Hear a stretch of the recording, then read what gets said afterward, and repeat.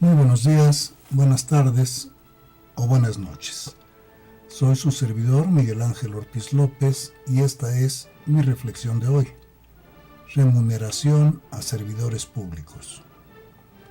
Después de mucho investigar, no encontré reglas o normas universales para determinar los sueldos o salarios a los servidores públicos a nivel mundial, lo que me indica que la discrecionalidad de los gobiernos para definir las remuneraciones de su burocracia tienen una relación directa con su nivel de educación, cultura y honestidad.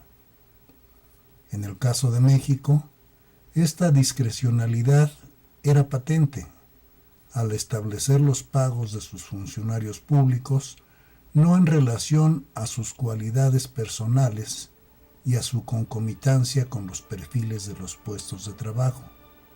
En México, para el otorgamiento de los cargos, tenían importancia fundamental las recomendaciones, los favores u órdenes directas de quienes detentaban el poder, en cualquiera de sus niveles, y por ello, miles de trabajadores al servicio del Estado, actualmente, son personas sin el mínimo conocimiento de las labores a desempeñar, o son familiares y amistades de funcionarios, y en muchos casos, solo son los nombres de individuos que recibían el beneficio de un salario sin dedicar el mínimo de tiempo al trabajo que supuestamente desempeñaban, lo que nos llevó a nóminas inmensas e improductivas.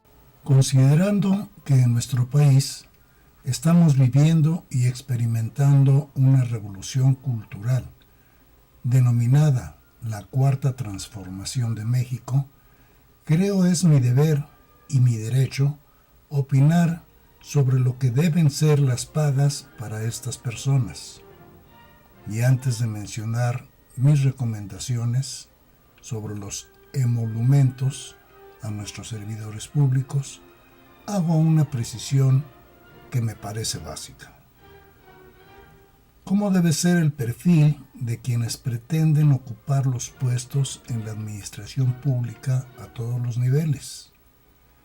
Primeramente, honestos, con un sentido del servicio hacia los demás y conscientes que los ingresos que recibirán serán para lograr un nivel de vida socioeconómicamente aceptable y, en su caso, en relación directa a las labores y responsabilidades por desarrollar, respetando las normas, reglamentos y leyes contempladas al respecto.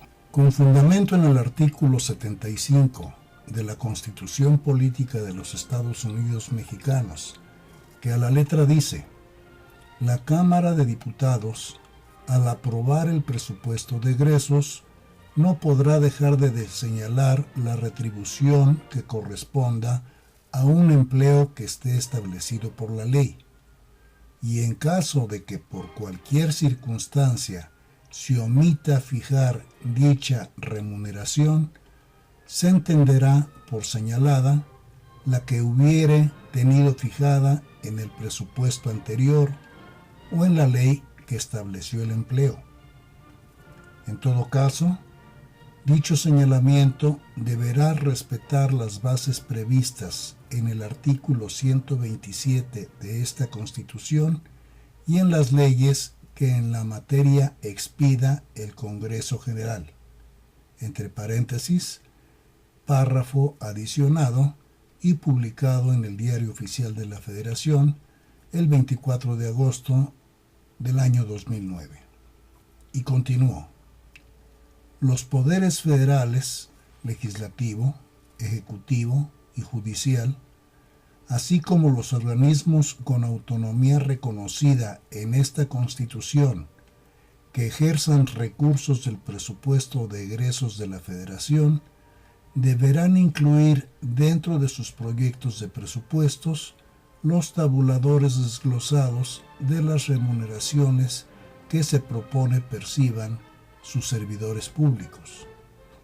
Estas propuestas deberán observar el procedimiento que, para la aprobación del presupuesto de egresos, prevé el artículo 74, fracción cuarta, de esta Constitución y demás disposiciones legales aplicables. Entre paréntesis, párrafo adicionado y publicado en el Diario Oficial de la Federación el 24 de agosto del año 2009. Con fundamento en el artículo 127 de nuestra Carta Magna, que a la letra dice: los servidores públicos de la Federación, de los estados, del Distrito Federal, hoy Ciudad de México, y de los municipios, de sus entidades y dependencias, así como de sus administraciones paraestatales y paramunicipales, fideicomisos públicos, instituciones y organismos autónomos, y de cualquier otro ente público, recibirán una remuneración adecuada e irrenunciable por el desempeño de su función, empleo, cargo o comisión, que deberá ser proporcional a sus responsabilidades.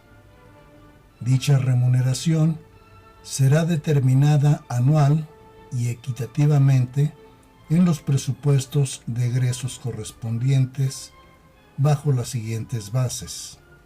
Primera, se considera remuneración o retribución toda percepción en efectivo o en especie, incluyendo dietas, aguinaldos, gratificaciones, premios, recompensas, bonos, estímulos, comisiones, compensaciones y cualquier otra, con excepción de los apoyos y los gastos sujetos a comprobación que sean propios del desarrollo del trabajo y los gastos de viaje en actividades oficiales.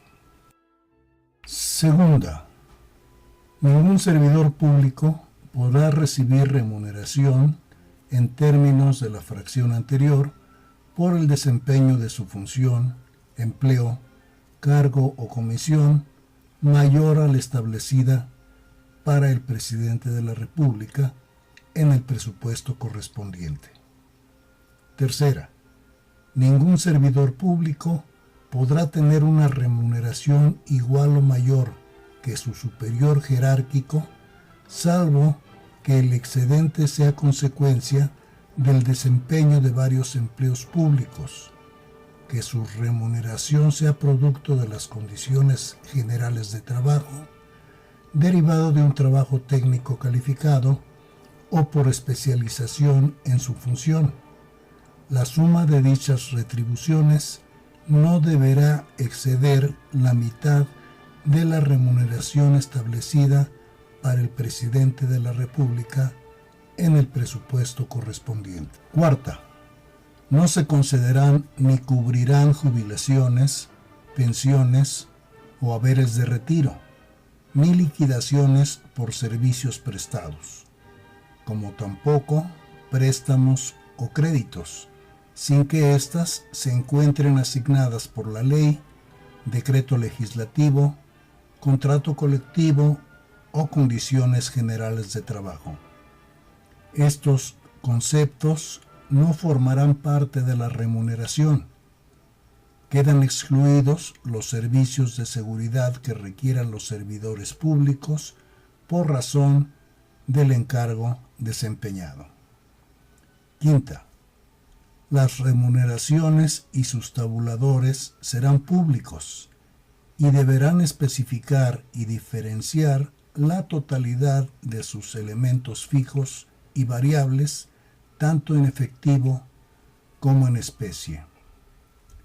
Sexta, el Congreso de la Unión, las legislaturas de los estados y la Asamblea Legislativa del Distrito Federal, hoy Ciudad de México, en el ámbito de sus competencias, expedirán las leyes para hacer efectivo el contenido del presente artículo, y las disposiciones constitucionales relativas, y para sancionar penal y administrativamente las conductas que impliquen el incumplimiento o la elusión por simulación de establecido en este artículo.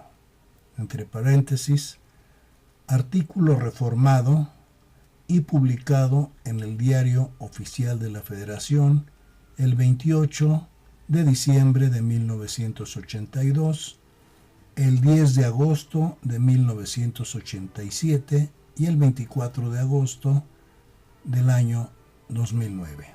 Tomando como referencia los artículos antes mencionados, considero como adecuados los ingresos que a continuación menciono para el Poder Ejecutivo y aplicables por homologación a los poderes legislativo y judicial, quienes deben ser apercibidos que su inobservancia de la Constitución Política de los Estados Unidos Mexicanos, aún existiendo las reformas establecidas en el artículo 94, párrafo 11, que a la letra dice: la remuneración que perciban por sus servicios los ministros de la Suprema Corte, los magistrados de circuito, los jueces de distrito y los consejeros de la Judicatura Federal, así como los magistrados electorales, no podrá ser disminuida durante su encargo.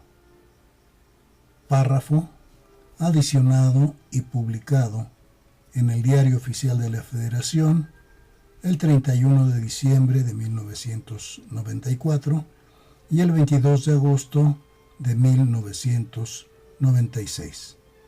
Desde mi punto de vista, un párrafo con tendencia completamente conservadurista. Aún habiendo el recurso del amparo, los convierte en delincuentes por afectar en forma directa los bienes de la nación, pues la justicia está por encima de una ley que requiere con urgencia de su actualización.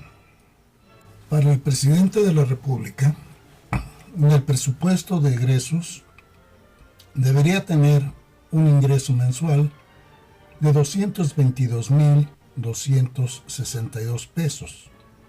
En lo personal, considerando las cargas de trabajo que ha venido demostrando, creo que 108,000 no es lo justo, por lo cual mi recomendación es para que el presidente de la República tenga un salario mensual de 129,813 pesos. Para los titulares de las Secretarías de Estado, el salario presupuestado es de 218,586 pesos mensuales. Lo que yo recomiendo son 127,654 pesos. A nivel de los titulares de las subsecretarías, en el presupuesto aparecen con 217,257 pesos. Yo sugiero que sean 126,879 pesos. A las oficialías mayores se tiene presupuestado 206,980 pesos para cada una y cada uno de sus titulares, y yo sugiero que sean 120,877 pesos. Para las jefaturas de unidad, el ingreso presupuestado es de 204,436 pesos y mi sugerencia es de 119,291 pesos. A las direcciones generales, a sus titulares, su ingreso calculado es de 158,014 pesos. Mi sugerencia es de 92,281 pesos. A las coordinaciones, 122,145 pesos como salario presupuestado, de lo que sugiero la cantidad de 71,333 pesos. Para las direcciones de área, 75,664 pesos mensuales, que sugiero fueran 44,188 pesos. Para las subdirecciones de área, su ingreso presupuestado es de 43,311 pesos y mi sugerencia es que sea de 25,294 pesos. Finalmente, para las jefaturas departamentales, en el presupuesto aparecen con un ingreso de 26,696 pesos, que me parece justo el que ganen 15,591 pesos. Creo que los ingresos antes señalados para cada puesto corresponden a la realidad socioeconómica del país, pues contando con el reciente incremento al salario mínimo mensual general de 3,121 pesos con 47 centavos, el presidente de la República ganaría 41,58 salarios mínimos. Las y los titulares de las secretarías de Estado, 40,89 veces de salarios mínimos. Las y los subsecretarios, 39,6 salarios mínimos. Las y los encargados de las oficialías mayores, 38,72 salarios mínimos. Las y los jefes de unidad, 38,21 salarios mínimos. Las y los directores generales, 29,56 veces el salario mínimo. Las y los coordinadores, el 22,85 veces el salario mínimo. Las y los directores de área, 14,15 salarios mínimos. Las y los subdirectores de área, 8,10 salarios mínimos. Y las y los jefes departamentales, 4,99 salarios mínimos. En cargos de confianza y con términos preestablecidos, con cantidades suficientes para vivir honesta y cómodamente. Los ajustes a estos salarios permitirán, sin duda, incrementar los sueldos y prestaciones de los trabajadores al servicio del Estado, denominados como de base, que muchas veces laboran bajo condiciones que impiden su desarrollo personal y atentan contra sus derechos humanos. Gracias por visitar mi canal Andrés Manuel López Obrador, lógico y congruente. Si les pareció interesante su contenido, por favor suscríbanse, otorguen un me gusta, compártanlo y recomiéndenlo. Con ello, me motivarán a seguir publicando las crónicas diarias de las declaraciones y actos públicos del licenciado Andrés Manuel López Obrador, presidente de México, con reflexiones personales desde la perspectiva del síndrome de Asperger. Hasta el siguiente video.